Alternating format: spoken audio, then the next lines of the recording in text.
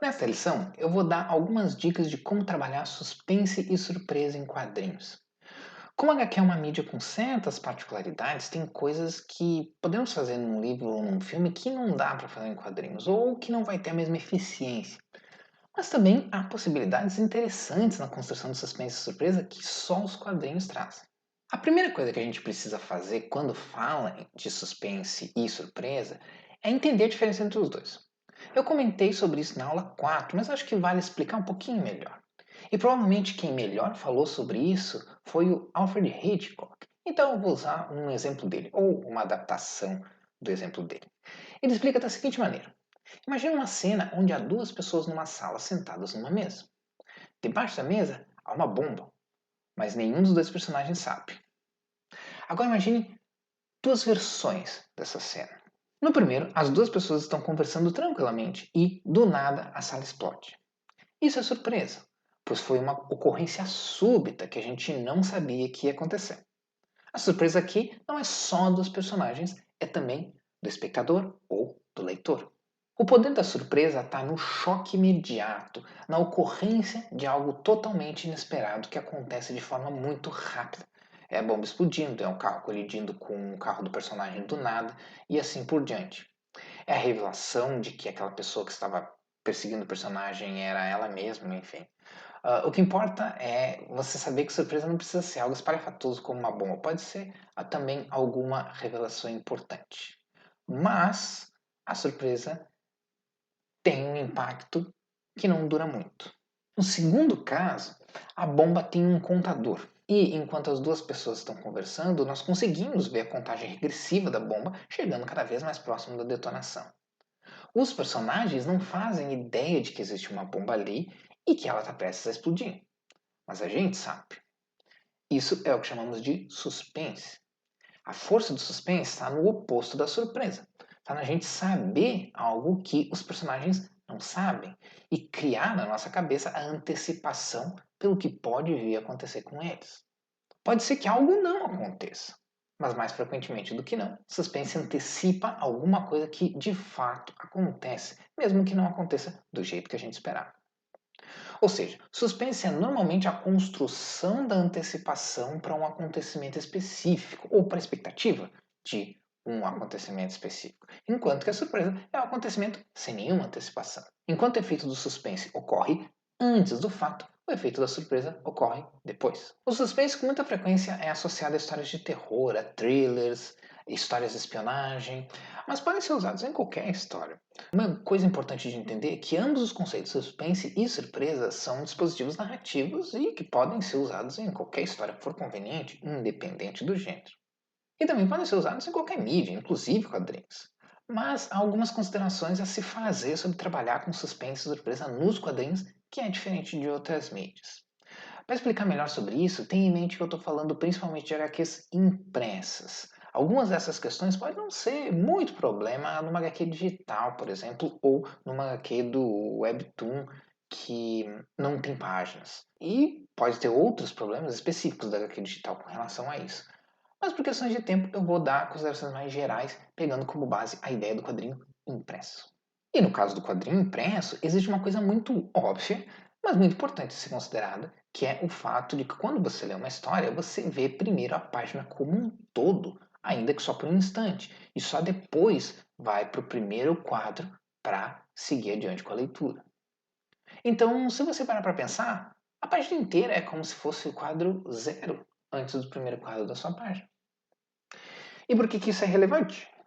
Porque se você criar uma sequência de quadros em sua página que termine com uma surpresa visual, como uma explosão, por exemplo, essa surpresa vai ser estragada no momento que o leitor chegar na sua página.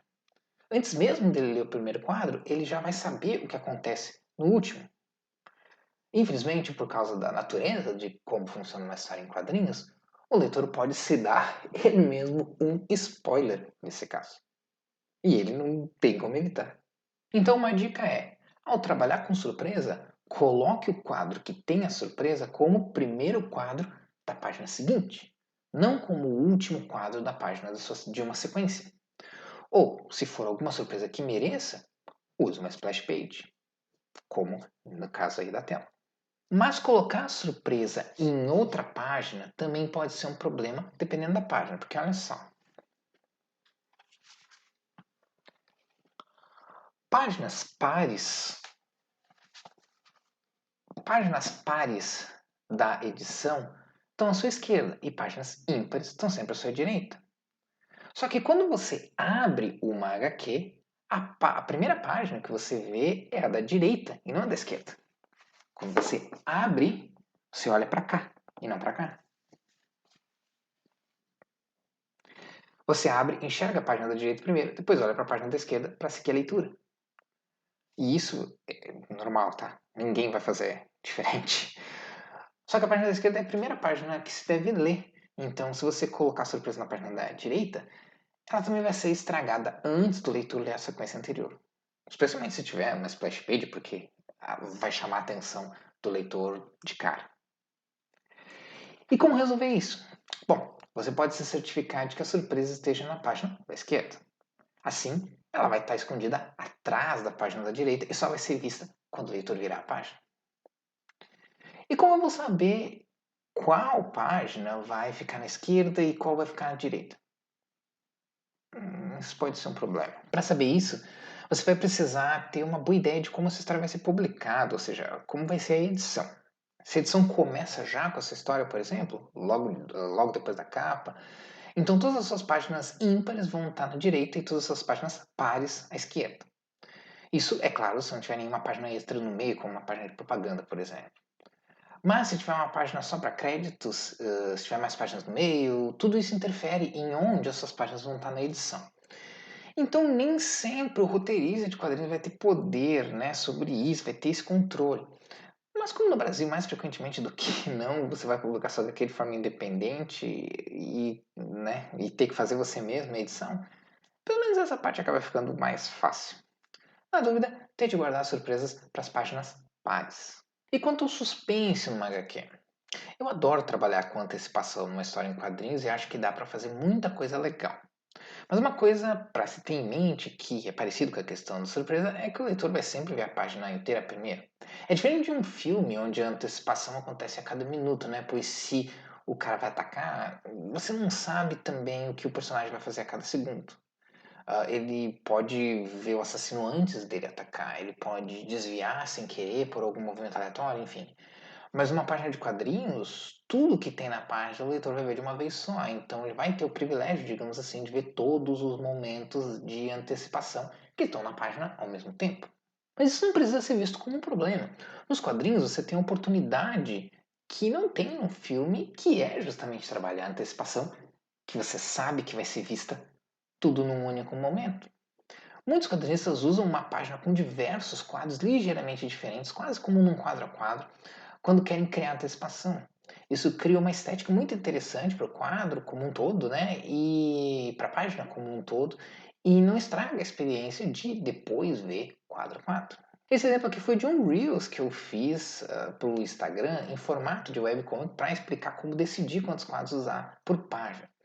Note que a ação que acontece na terceira página poderia tranquilamente ser mostrada em menos quadros. Uns dois já mostrariam a ação. Mas eu estiquei o tempo usando uma transição momento a momento para criar antecipação e aumentar a atenção do leitor, gerando assim o suspense. Uma outra opção interessante é usar bem a combinação entre imagem e texto, de uma forma que os quadros e a página, quando vistas sem o contexto do diálogo ou da narração, não contam a história completa ou deixam a pessoa curiosa.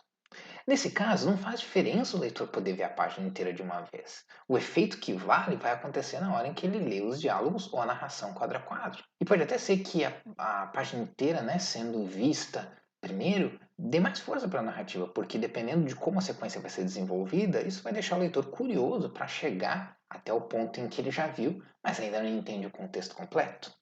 Então, aí um pequeno truque, digamos assim, uma pequena técnica para trabalhar com suspense de forma bem eficiente nos quadrinhos. É relativamente simples, basta construir uma sequência interessante. Nessa tira de quest, por exemplo, as mudanças a cada quadro são bastante sutis e não geram muito efeito fora do contexto, né? Então, o spoiler do último quadro, quando a luz some, é meio que irrelevante. O efeito da sequência acontece quando o texto entra em cena. São os diálogos que fornecem o contexto e o conceito para a antecipação do que vai acontecer. Em outras palavras, para a construção de suspense no HQ, não contar só com o impacto visual e criar uma colaboração forte entre texto e imagem pode fazer com que sua sequência fique realmente interessante, mesmo que a própria natureza de uma página de quadrinhos haja, na maioria das vezes, como spoiler. Na próxima lição, vamos ver dicas de como criar um bom gancho para sua história. Te vejo lá.